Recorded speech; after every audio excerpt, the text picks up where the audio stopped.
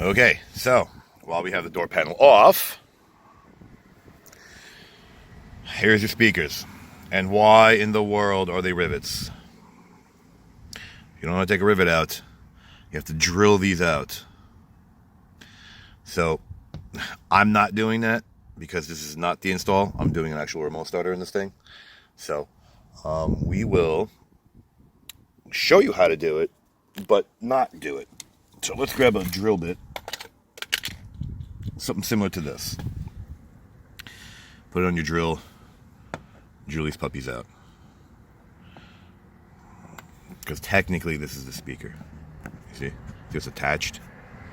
So you're probably going to have to get brackets and screws to put them back. Because once you drill that out, the rivet's no good. Or if you have more rivets, there you go. But I mean, it's straightforward. This is more complicated for a DIYer because of the rivets. But you can get like thick screws, like something like this. I removed. Let's see. I'll show you how thick these are.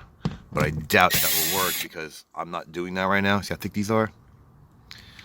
So I suggest getting rivets to replace them if you decide to replace them. But I'll put the link in the description for what speakers I would recommend, because these, Toyota's not that bad with their speakers. I'd rather replace the radio before the speakers, which is right there. And I'll probably show you how to take that apart as well. So, like it, don't like it, share it, don't share it, subscribe, don't subscribe. Thanks for watching.